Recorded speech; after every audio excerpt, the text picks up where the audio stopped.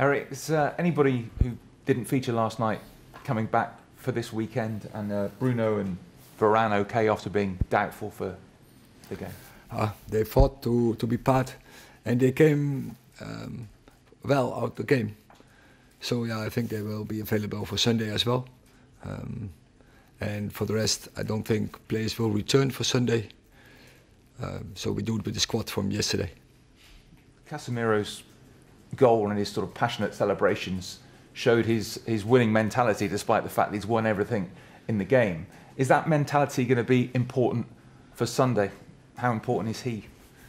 Yeah, but that passion, desire, determination, that's a base. But definitely when you go in a game from Sunday. Eric, when you look at the two squads at the moment and the players available, you've obviously had an awful lot of injury problems. You look at the form that City are in at the moment. How do you convince your players they can go to the Etihad and get a result? Our form. We are also in a good run. And the spirit is very good. We are united. We are in togetherness now to make a good game plan. We have it done before, and against City, lately also against Liverpool. So we will prepare well.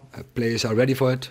Players are looking forward to it. I can smell it when I'm around here, when I speak with the players. Really enjoyable, looking forward, excited. But you look at the City lineup, I mean, do you fear what they've got? Do you lose sleep over what they've got in their ranks? Oh, they have a good team, but there are more good teams. But they have won in the last season, so there's last year everything. So we know, but that's the challenge. But also Liverpool has a very good team, and there are more. They have good teams, and we like such challenges, and we're looking forward to challenge with them. Hi Eric. Sir Jim Ratcliffe talked last week about in the future wanting to knock Manchester City off their perch. Is this an opportunity for your team to make a statement and to show that you're not as far away as some people think? I think that has nothing to do with each other. But we want to win every game. That's always our mentality, and that is always our approach in every game. And so it doesn't matter who's the opponent. But as I say, you always want to play against the best. And so most of the times, we feel, and you can also see it, that when the opposition get their best outputs against Manchester United. And maybe this game is the other way around. But we know we have to give everything and show really a team performance if you want to get the result there. And but if you do it, it's possible. That is also what the opposition shows against in this moment against Manchester City. What have you learned from your previous matches against Manchester City about the fundamentals of approaching a game against this team who are in great form? We did it in several ways, and many ways to be successful. From all the games, when we look back, we had the opportunity to win. We won one time, but you need a great day, and that is also what we know. So the players have to give the best performances. Dave. You were very passionate last night in your defence of Bruno Fernandes, claiming that he'd been targeted by opponents. Do you feel that he gets enough protection from officials currently, or do you think he needs more protection in terms of the treatment he receives? He's a very passionate football player, and he's a very creative football player. He's creating the most chances in the Premier League.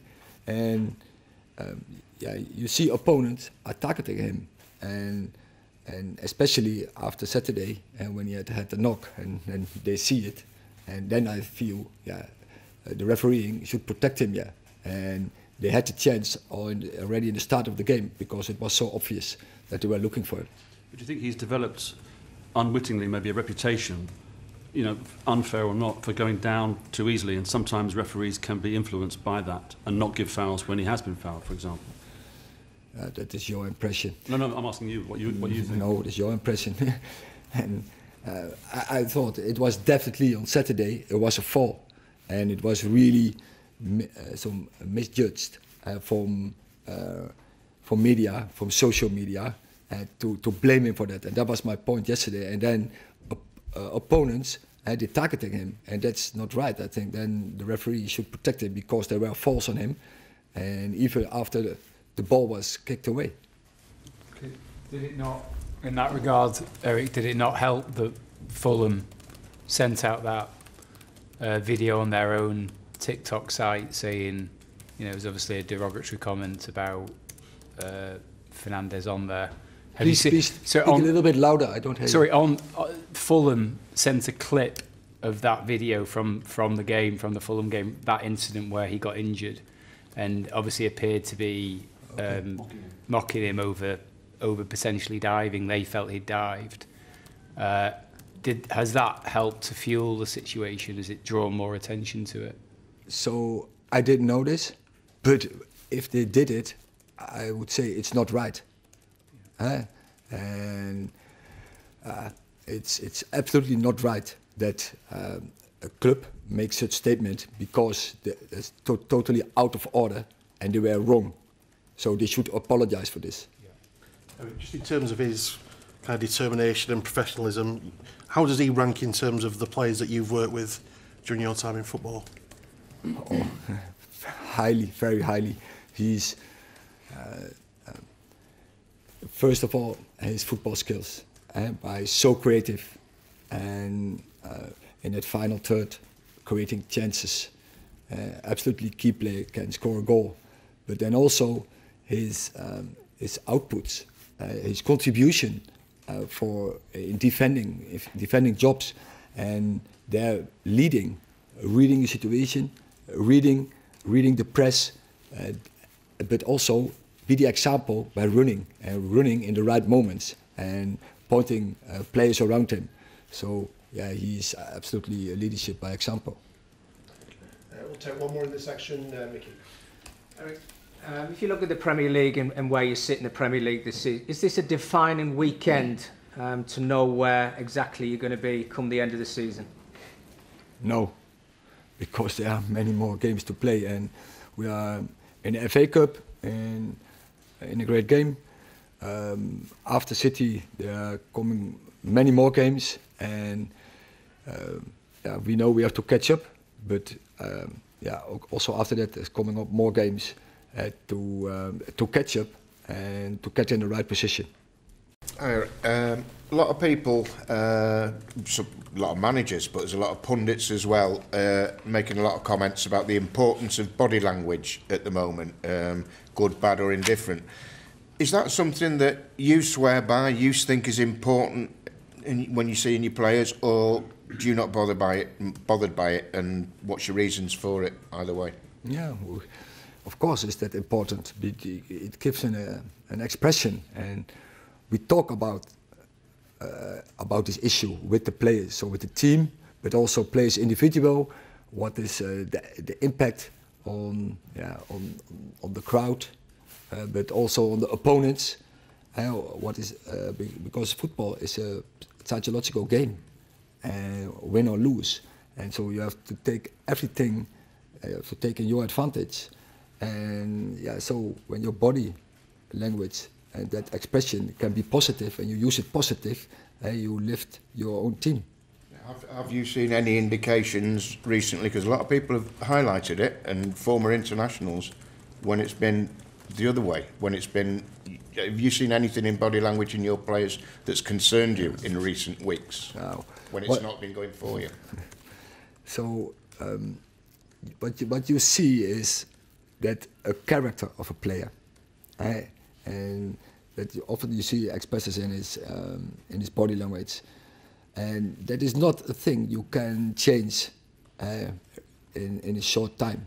But what I have seen, that I think Bruno is a good example. He wants to win, and he shows his emotion, and that is an absolutely strength from him to push his own team. And he shows he wants to win, so that others around him, they pick it up and they go and fight with him. Hi Eric. On Sir Jim's comment about knocking Manchester City off their perch within 3 years, As a manager, is it helpful to you to have the owner making such bold ambitions in public, or does it kind of add to the pressure to you? And what do you need to go and make it happen? Because obviously, it's, you know, he's made that comment, but it's kind of on you as well, I guess, to make it a reality for him. Yeah, but what did I say when I started here? And yeah, it helps. And we have to show ambition, and we want to be the best, and that is what United stands for. But at the same time, we know also where we are now. But we also have seen that we have moments and we go toe to toe, and so that's belief we have as a team, and we have to pick up these moments, and we have to prove it in every game. And I think we are able to, with this squad we have, that we can go toe to toe with them, and the short history it shows. But also, yeah, at this moment I have a lot of respect for them, but not the respect that we think we can't win this game. On the contrary, we will show that we can win this game. And as you see in the cup final, we showed we were very close. Last January in Old Trafford, we were very close. We were also first half in Old Trafford in the home game, and before that crazy VAR moment changes the game completely. And then the second half, we didn't play well, and they play very well. And so don't let them come into their game. That is, I think, what we have to take with us when we go in the game for Sunday. Can you do it within 3 years? Can you knock them off their perch within 3 years? I don't always think in such time schedules. I want to win in every year. I want to win in every game. Simon. Eric, excuse me.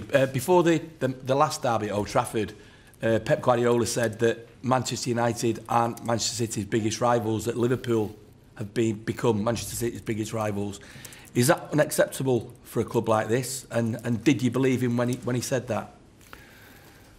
I think so. The last decade, that is the way it went, and I think it's a fair assessment.